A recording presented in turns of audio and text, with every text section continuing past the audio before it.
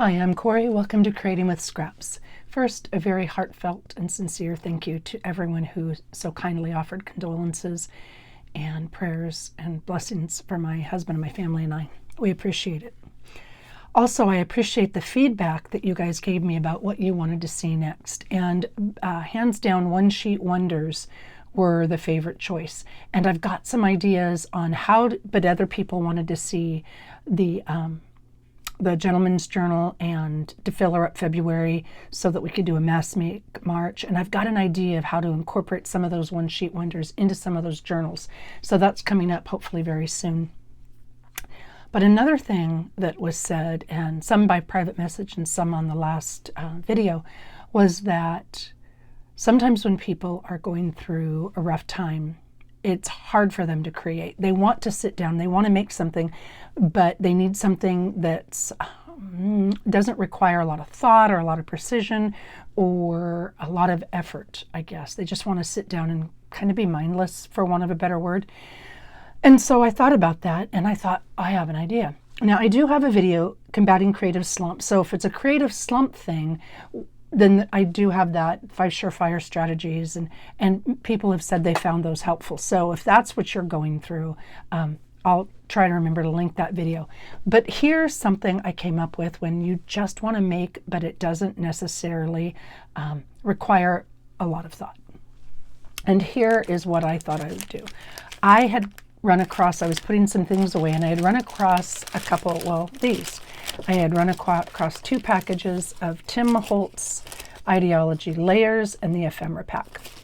And they were new, hadn't been used, and I'd probably had them for a while. And I thought, why don't? And I had mentioned in a previous video, a couple of videos back, that I had a whole bunch, and I had some opened ones too, of this Tim Holtz ephemera that I hadn't been using, and I really wanted to use it. So I thought, well, why, in a time when you want to create, but you just don't have the creativity or the motivation to find your creativity, what about just doing some prep work? So what I did is I have more of these things, and you don't have to use Tim Holtz Ideology. I just know that some people say they don't have a printer or digital kits or that type of thing. There are several digital makers who have images that are perfect for this type of thing. But if that's not what you've got, I think most everybody, every country can access these Tim Holtz Ideology Layers and ephemera and all the bits and pieces. And I'll show you what I'm talking about. What I did was I just started backing it. Now, I know that not everybody inks and not everybody, wants to have a different color on the background. I very rarely use white. And so for myself, when I'm going to use a piece of the pre-made ephemera or a digital, I like to back it. And I back it so that it can be used as a journaling spot, it can be tucked into a pocket, it can be used in a variety of ways. And most of the time when I'm making a journal, I stop and find the right pieces and then I back them. So I thought, well, this would be a super project for when you just don't really want to think, but you want to make. And what I did was I grabbed a piece of straw paper. This is not the really great stuff from Italy. This is the stuff I got on Amazon, but it works beautifully. And then I grabbed a scrap bin of coffee dyed paper. And I sat down with a bunch of these and I just looked at the scrap paper or the piece and I thought, how can I back it? Now, when I do it, personal preference, I use glue stick, I put the paper on, and then I put the whole thing through the laminator. And I do that because a lot of times when I use glue stick, I don't get a good even smear of the glue everywhere, and I might get bubbles in the back of what I'm backing, and I don't care for those. So I use the laminator to reactivate the glue, and it melts the glue, and it causes, a fairly smooth finish of the paper that I'm putting on the back. So they come, well, here, let's see. Here's one. They come with a white back. And if you're a person who likes white and doesn't ink, well, then that's perfect. You don't need to really do anything. But many of us, like me, want a little bit of ink and like the, sorry, I'm trying to get this. There we go. Maybe that's better. Backing, so it's not white. And so I just did a whole bunch of those. And I just put plain, like that was straw paper and coffee dyed paper. And then I thought, well, I don't have to just do a single piece, like this one is the whole alphabet, and I doubled it. And I can still tuck this into a pocket or like I would a tag or anything else, but this one is a double-sided piece. And here it is with a flip up, right? So it's ready to go. I can tuck it in a journal exactly as it is. Here's just a playing card, and I have a bunch of these. I'll try to go through them quickly so you can see. But I did a couple different things with them depending on what the scrap looked like. So here was the Tim Holtz ephemera, basically layer, and then I had a little bit longer piece of paper, so I did it as a fold. And here it's just a single piece of paper. And here again, it's like an accordion fold because of the type of paper that I had available. And here I had obviously some little lined paper, so I made a little booklet. It's still just the ephemera. I did nothing to it other than attach a little booklet to the back. Go into a pocket, and I'm always needing tags or cards or something to go into a pocket. And here again, just backed with plain old paper, coffee dyed paper. In this case, it's just a little booklet. And just again, dependent on what I had and what I grabbed. This one I think is another little booklet. Plain card. So I just backed, this one I think maybe folds down or opens up. Oh, it's another little booklet. I think this one's a little booklet as well. Yeah, just a couple pages, you know, maybe 4 or 5 pages. It's not much at all, but there's a place to journal because most of the time I tend to not have journaling pages out in the open. Here it's just plain old backed, and here is just a little notepad. The only difference with this one is it was a little short, so I cut a piece of scrap paper and attached it to the top and made a notepad. Again, this is just a piece of Tim Holtz ephemera or a layer or what have you. Then I thought, okay, so you've got a stack of these, but maybe you're now in the mood to add just a little bit. You don't want to go crazy or anything, but you want to add just a little bit. And what I did next was I grabbed a stack that I had already, you know, backed, and I added a little bit of Nuvo Deluxe Crystal Glaze. I don't know how well that'll show, but it's the same type of image, and I just put a little bit of that on the front, put it to the side so it'll dry. And same thing here. This was a booklet, just a little booklet, and on the flowers on the front, I did that to make them pop. And here, same thing, just to make the flowers pop, but I also added a Tracy label. So it's a little booklet with a Tracy label and Nuvo.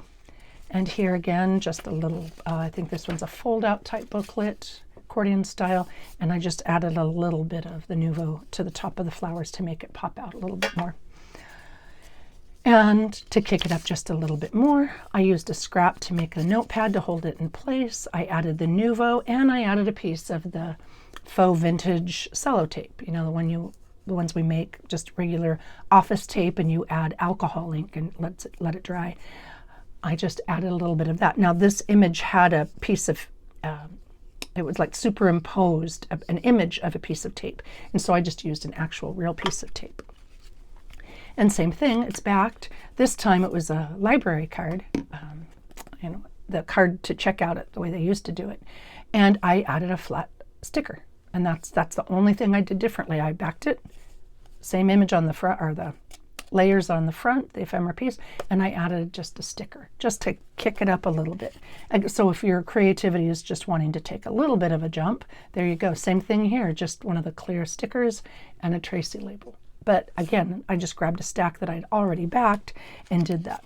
This one I thought would make a really pretty tuck. I'll put a piece of lace or something behind it. So this came by itself, just this oval, and I put a flower on top from the ephemera pack.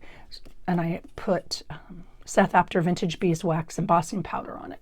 So I can just put this down on a page, maybe a floral page or something, and create a tuck. Could be a belly band, I suppose. Same thing here, I just took 2 tags, layered them. I had a doily in this color and then a sticker, again, a clear sticker. So this would be a side tuck. I'd put this on the page and tuck it in that way. Just a matter of how much you want to up your creativity. Again, this is a layer, and I used a scrap that I had, and I made a notepad, folded it over, added a Tracy label, and added some crystal glaze. So I was just feeling a little bit more creative, and you know, that's what I came up with. Journaling card again. I used a piece of coffee dyed tracing paper, and then one of the, oh, I just drew a blank on her name. It'll come to me. The lady who makes these, Libra Designs by Susan, has a die cut business, and she sells these beautiful die cuts, and then I put Seth Apter Vintage Beeswax embossing powder on them. Just a favorite of mine. But there's a great journaling card. I can tuck that into just about any journal, and it's ready to go. All of these pieces that I'm showing you now, I had done the same exact thing. I took a piece of the ephemera from Tim Holtz for the layers, just a card, and I backed it with whatever was in the kit. And then I went through it a second time with some of my die cuts or flowers, and then I added some flowers and a little bit of cellophane. And you can see here, the same exact idea. This one's a fold down, lift up, but again with the die cut flower. And this one's a Tim Holtz flower from the ephemera pack. So there was Tim Holtz paper that I backed.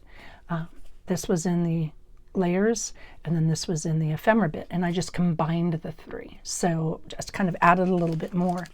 This was in the ephemera pack, I believe, and I just turned it into a belly band or a tuck. I can put it at the bottom of the pages like a mini tuck, or I can put it on as a belly band. It just came like this. That was all. And I added some brads and a bit of ephemera, or yeah, a piece from the ephemera pack. And so now it's ready to go with very minimal, something fell off, with very minimal effort. Same thing here. This was a, I don't even know, postcard. And I just took a piece of die cut and layered it on top, and now it's ready to be tucked in. Same thing here, but this time I added a piece of lace underneath. But this blue piece in the back was just a layers from Tim Holtz. And here I put it on an envelope because I had an envelope. Same thing though, I just used a Tim Holtz layer. And this was a Tim Holtz playing card. Just added a Tracy label, a piece of tape, and a little bit of the Nouveau Deluxe Crystal Glaze. So you can, well, I just kick it up a notch, I guess. This was an ephemera piece. This was an ephemera piece. I combined the two together and put it on top of a doily. So as my creativity was feeling just a little bit kicked up, oh, I forgot to ink the back of that. I just added a little bit more. You can still start with the same bases and then just add a little bit. This one, I had a long piece, and this has got, well, let's see if I can find something to tuck in there. This has got pockets, and that's because I had a really long scrap of paper. So I thought, well, I'll just put some little pockets in it, and just a long scrap. And this piece on top is the Tim Holtz ephemera bit, and I added a label, no, not a label, a tab, a piece of the faux vintage cellophane, and the deluxe glaze, and it just, you know, adding a little bit more each time. Same thing here. So it's just a simple journal card. This one's a drop down. So it says glue here. So I would glue this to my page just like that. And then it folds up, and then I can, this is a whale tail punch that are now available again. And so it would be held on my page just like this. And then I could pop it down and open it to have some more journaling space. So again, it was just based on the paper that I had available. And with the glaze, again, I put it on the ribbon and the flowers, and then a piece of the faux vintage cellophane. Just a label, layers. I keep saying label, but I mean layers. Just a Tim Holtz layer on top of an envelope, and I added a couple of the flowers, the flower stickers. And again here, same idea. I just threw something down. This is the Tim Holtz layer, piece of book page, glaze, a little bit of sellotape, and just put it on top of the bag. So just that quickly, even when I wasn't necessarily in the mood to create, I was able to create. So that's an idea for you. If nothing else, but you really want to get in the craft room and make something, grab some of your digitals, grab some of your scraps, and just back them. And then you can add to them later when you want. And you can even do one thing at a time. Maybe just one day you want to put flowers on, or you want to put birds on, or you want to put butterflies or fungus or whatever it is that you like. You can do that and then come back and add to it until it meets, something that you're happy with. Okay, so I wanted to share that idea. And I also had mentioned a couple of things that I'd wanted to make using lace. So there's another bit to little bits of lace. And many people have seen these. It's just a circle, right, with a scrap of card, a circle folded and folded, and I'll show you how to do it. You fold it over and then fold it up and then do 2 little cuts and you make a pocket. Let me grab a piece to show you. So you've got a pocket here and you've got a pocket right here and then you've got this pocket back here. So you've essentially got 3 pockets. And I thought, well, these have been around for a long time. I have no idea who originated them, but they've been around for a long time. And it's a great way if you've got circles or you use circle cutters or what have you to make them. And they can be smaller or larger. It doesn't really matter. It just depends on your journal. But I thought it would be kind of fun to try it with lace, putting lace in some of these pieces. So I made one and I just put lace on the folds. So this is card and this is card. And then I added scraps of lace or little bits of lace, don't know how well that shows, to just these pockets right here. So you can put it there. So it's these 2 flaps and I'll put it on top of here and then to these 2 flaps. So there's with just a little bit of lace on the flaps.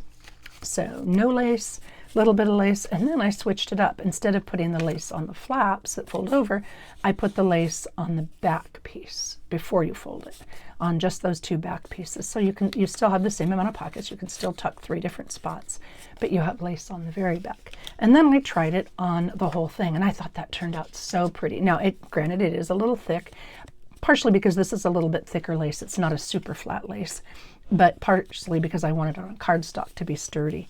And I just thought that turned out so, so pretty. So it's got it on the back and it's got it on the flaps.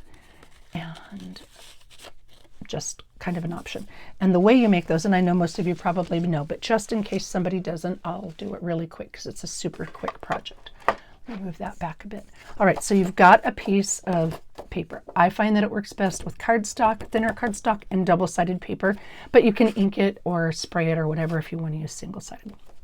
So you've got your circle. Size doesn't really matter so much.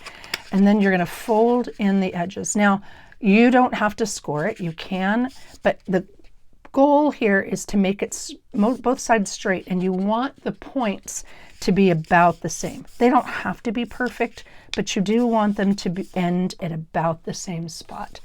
And you do want the sides to be mostly straight. So if you flare it out like this, you're not going to get as smooth of a pocket. So you do that. And then I use the bone folder because it is cardstock. And then you fold it up. Now you can decide how much you want to fold it up. You can bring it up really high or down really low. You can play with it a little bit. Just fold it over and lay it, and it's mostly straight there. So I'm going to lay it down again and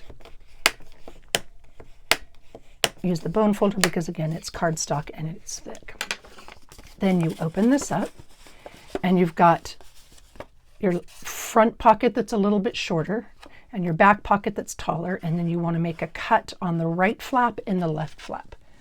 And I usually do it right around the middle of that line. I don't know how well you can see it here, but I usually do it right around the middle of that line. Right here and right here. Okay, and then ink it. I always ink it before I glue it, but I just want to show you real quickly how to do it. Now, if you were wanting to put lace on it, you get your flat or your panel lace and you put it down here. My preferred method is I use glue stick and then I glue it down and I put my piece of flat lace there and I let it dry. If you're doing just the back, you'll do this back piece and you'll flip it up and you'll do this front piece, which is ultimately going to be flipped this way. That's what I did on this one. I put a piece of panel lace in the back and a piece of panel lace right here. That gets you that look. If you want the lace on the flaps, so you fold it the same way, you do everything exactly the same, but you put the lace, once you fold the flaps in to make the back folds, you put a piece of panel lace here and lace here, and I do the same thing. I'll use a Yoo-hoo stick or whatever glue stick I've got, put the lace on, let it dry completely, trim it, and then I sew around it so that the edges don't lift up. You don't have to sew around it. I just like the way it looks, and I think it holds it a little bit better. And then you do the same thing here. But this time, your flaps get wrapped around to the front. Those pieces that you cut, where you cut on the right and the left side, the back pieces fold in. The top or front pieces fold under. So it'll be done, it'll look like this because you're going to flip it up. So you can do the same thing. You're going to put glue your flat panel lace, let it dry, trim it, and then sew around the edges if you want. Then you can glue the whole thing together, and that will give you the look where you just have lace on the flaps.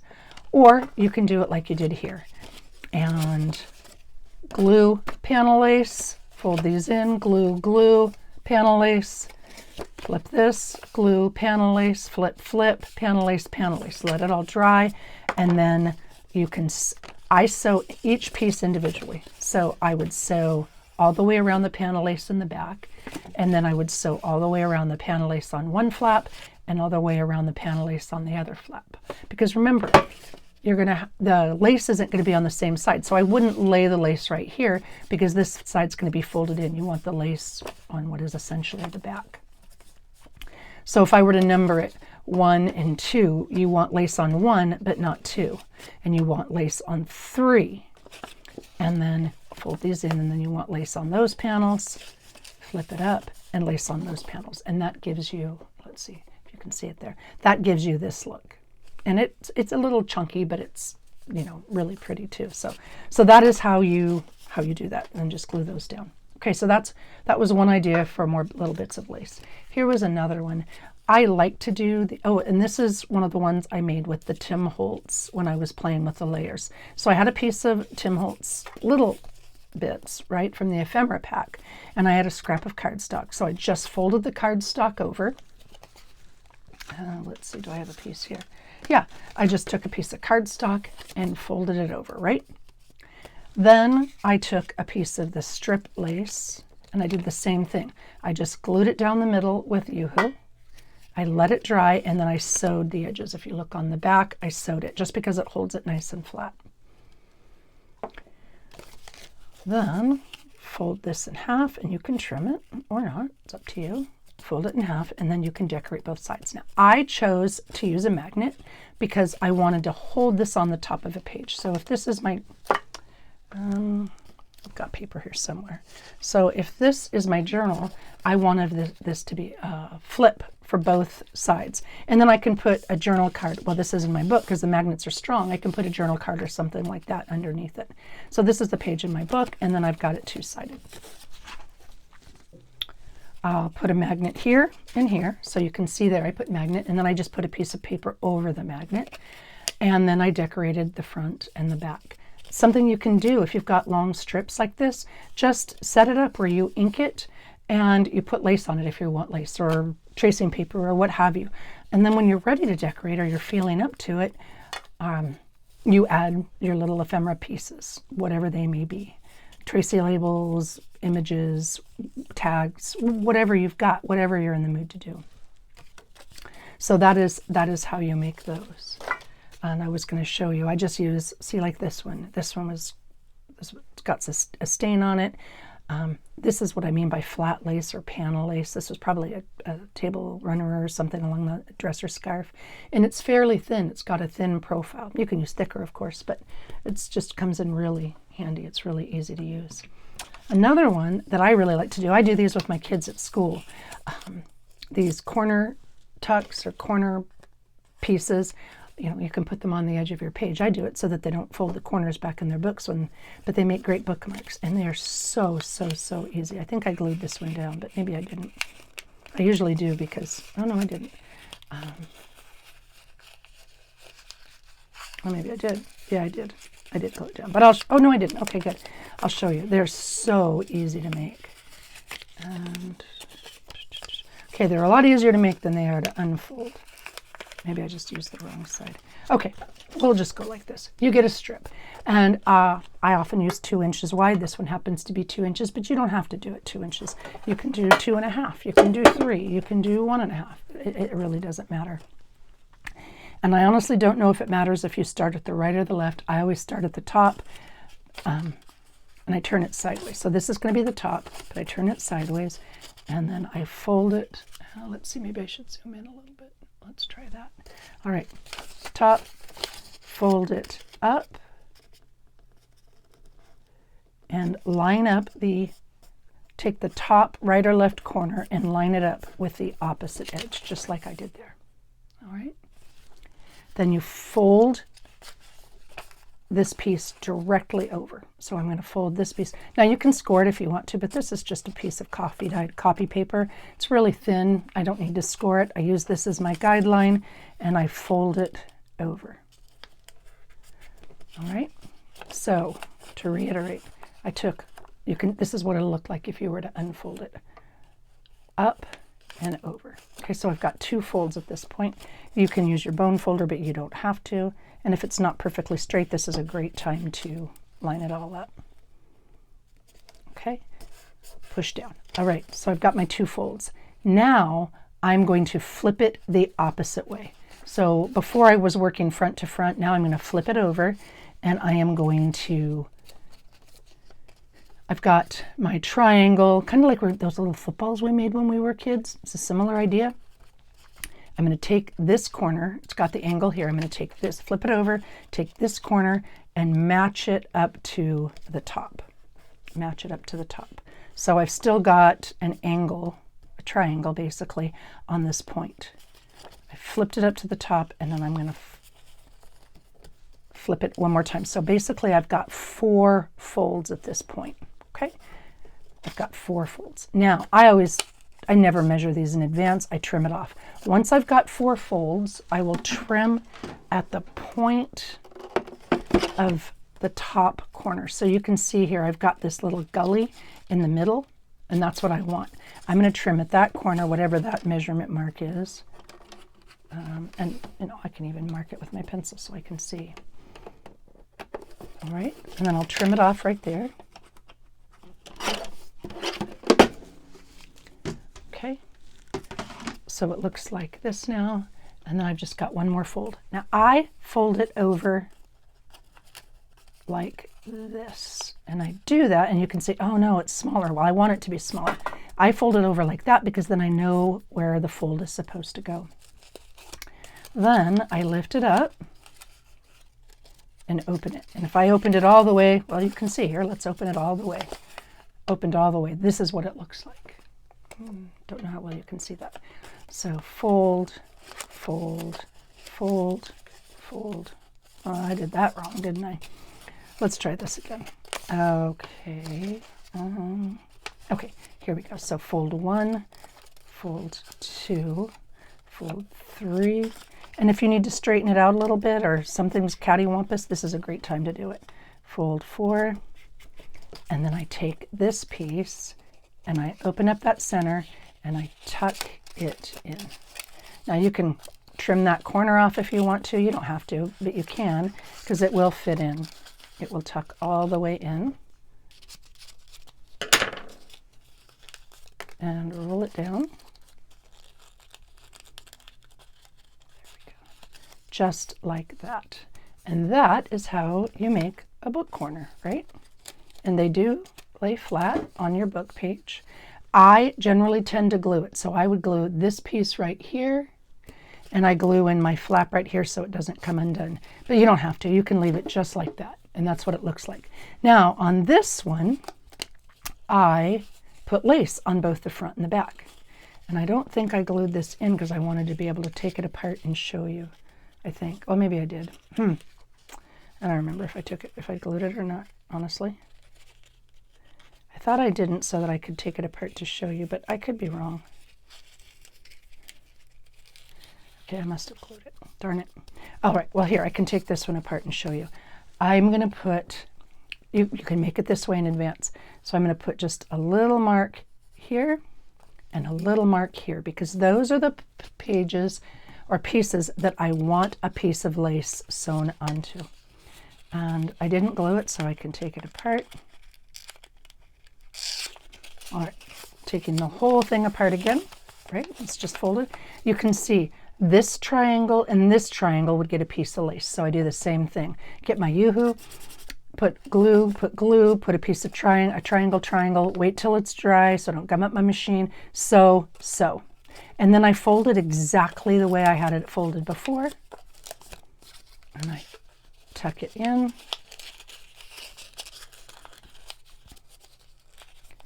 And I could glue it down if I wanted to. And then I've got a piece of lace sewn here and a piece of lace sewn here, just like that. If you put lace on the whole thing, it gets really bulky, even if it's flat panel lace. But it's kind of really pretty. And like I said, this is the back, so I could easily put glue here and here. Well, I don't know if I'm in the right frame. I could put glue in each of those spots to make them flat. But ultimately, that is what it looks like, and it makes a great top corner tuck. So there's another one for you. The last one I'm going to show you is, I think the last one I'm going to show you is one that I had mentioned before, and this was based on something that I purchased from Frida Gepner, and Frida Gepner is Rustic Prairie Gems on Etsy, and I bought this from her in, well, 2022, and I've made them multiple times, and I love them, and you can make them in different sizes. And I thought, well, gosh, this is a great thing to make when you're, not really wanting to create, because you don't really have to think. You can, again, and I'll show you, use a piece of Tim Holtz layers, paper, and then scraps. Now, she used it as a scrappy pad, but most of the time when I make these, I just make a regular notepad. They both work. It's a great way to use it.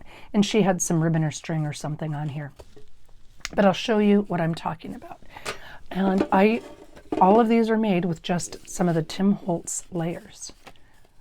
And I used Tim Holtz cardstock, Tim Holtz layers, or maybe this is Tim Holtz tags, Tim Holtz layers. And when I was ready, I did those. So I backed them just like I did the other ones, except this time when I backed it, I had a flap of the backing paper. So you can see here. So when I backed it, I left an edge so that I could glue it down to the back of my paper. Now, I suppose if this were going to be something you pulled out of a journal, but I always glue these down. Sometimes I'll make it a pocket in the top. Let me zoom back a little bit. Sometimes I'll make it a pocket on the top, or depending on how thick my journal is, sometimes I'll just glue it down flat. But when you back it, you just overlap it a little bit so that you have a place to make your fold. You're basically making a hinge on your backing paper. And you can see I did that on both of them. On the tag, I backed it and I just left a little flap longer. On the encyclopedia card layers, I just left the back a little bit longer. Then I wrapped it around a piece of cardstock. And in this case, I used an eyelet and some string to make the closure. And I used some beads because I had beads that matched this. And you can tie it closed that way. And I generally, when I'm doing it this way, I tend to keep them a little bit longer because the beads are bulky. And this way it can fall down the bottom of my page and hang out the bottom of my journal and not keep additional bulk inside the journal. I didn't tie that flat straight. There's a way to tie it. So when you tie, if you're wanting your bow to lay flat, and I know everybody knows this, but just in case, when you're tying to have your bow lay flat, you have the right side go to the top. So the right side goes to the top, okay? The string or lace or ribbon or whatever you're using. Right side goes to the top, and then you make your bow and wrap. If you're using, I think this is bunny ears, rocket ship. I think that's bunny ears, whichever style that is. And that will let your bow lay flat each time. I know most people know that, but there you go. So you don't have your bow cattywampus. And then the beads will hang down, oops, sorry, way out of focus. The beads will hang out the bottom of the journal. So there's one option. Again, you don't even have to put the paper in it. All you need is a piece of cardstock for the back, and then a layer and a layer. And back them just like you would any other, but make sure you leave yourself a flap or a hinge. And I did the same thing on lots of these, but this time I used lace. So I had a piece of Tim Holtz cardstock, a layer and a layer, and this layer was just truly a layer. It didn't have this, and I used a tab because I had a tab and I wanted the contrast of the color. And I did the same thing. I've got my backing, I made myself a hinge. I just left it a little bit longer, glued them down, and then I came back later and put a notepad in it. So like that. And this time I used a bit of lace to tie it. And again, the lace can make it a little bit bulkier, but I make bulky journals. That's what I do. So that is how you can get that effect. Really love these, and they don't require a lot of prep or thinking. You don't have to tie it in a bow. If you've got just little bits of lace, you can tie it in a loose knot. It'll hold it just fine. Same idea. This was in the Tim Holtz layers. This was in the Tim Holtz layers. I dressed them up a little bit later, but when I originally made it, and this is a Tim Holtz backdrop, just combined the three pieces, and then I added a notepad later on, added the glaze later on, added the sellotape later on, and I've created this little notepad or tuck spot. Same idea here. This one, I did it a little bit differently, and this is probably my favorite way to close this. You have to tuck the lace through each time, but rather than having the lace tied on to both pieces, I just put the lace in the back of this on one side, bring both pieces through, and tie it in a bow. And I do that just for another option, but Tim Holtz layer, Tim Holtz tag. Actually, this was a layer too, and I just took the corners off to make it into a tag because I thought that was pretty, and added a notepad. So I've got that ready to go. And then I kicked it up one more notch, and I did the same thing. And I didn't ink this one, and I used white. I rarely ever use white, but I wanted to show that no matter your style, no matter your preference, you can do the same thing. And in this time, rather than using Tim Holtz layers, the whole little bits of lace, I used a handkerchief. There was a big hole in this handkerchief. So I used, where did I put it? This is Heat and Bond. Wonder Under is the same idea. There's probably other ones too. Fusible webbing. I ironed some of this onto my paper, and then I ironed it on to a piece of card, plain old white cardstock. I didn't even ink this, plain old white cardstock, and I still left a hinge so that I could glue it on the back. And then this one, I used some of the panel lace, and I did the exact same thing. I put Heat and Bond on a piece of paper, and then I put my panel or flat lace on that. When it was dry completely, I sewed around the edges, and I put it on the back of a Tim Holtz backdrop, and I eventually later added the notepad, so that you can do the same thing with the little bits of lace or panel lace or what have you. Those are scraps. These are offcuts, torn bits of something or other. And then this one, that was just a pocket because I had a big piece of lace, and I made it into like a library card pocket. But here, again, same idea. This was a sleeve on a woman's dress, and this was just a little scrap of lace. So same thing. Ironed it on with Heat and Bond, sewed around the edge, put it around a piece of card, and I was going to show you how to make these, but you know what? It's really, truly not necessary. It's really that simple. Glued it down with my overlap. I tape it too, because if I'm going to put something in there, this packing tape makes it smooth. And then fold it over, and then tuck it through and tie it in a bow. And this notepad paper, and again, I was using scraps, was a little bit short, so I just put a piece of the Tim Holtz paper. Now, that's one of the things I often do when I've got leftover strips. I'll make these panels, and I can turn them into cards or tags, and in this case, I just turned it into a background of a journaling spot, notepad. Yeah. So there's some ideas for maybe when you're not feeling the most creative, and or a couple more ideas using little bits of lace. Thank you to Frida for this fabulous idea. I've used it many, many times, but it carries over really well into using, digitals or pre-made pieces or what have you, in addition to just regular cardstock and another item, scrapbooking type paper. If you've got any questions, please feel free to put them below. And I'm hoping to have the first of the journals done and ready for you. So there'll be a journal with the variety of paper with a one-sheet wonder. So I'm going to show you how you can use a one-sheet wonder as like an insert or a gift for somebody, or you can put it inside your journals. So that's kind of where I'm going next, not quite sure when. And then another thing, if you're not, really in the mood, you want to create, but you're just not, you can make my favorite, which is just strip clusters. Now there's lots of kinds of clusters, but these are just strip clusters with scraps, and obviously I use a lot of neutrals, so that's what I had for this, but I've just got some bases that are ready to be decorated. So there's another something that you can do. Again, thank you for your support and your kindness, and I hope that this end of this February finds you all well and healthy. Take care and happy creating.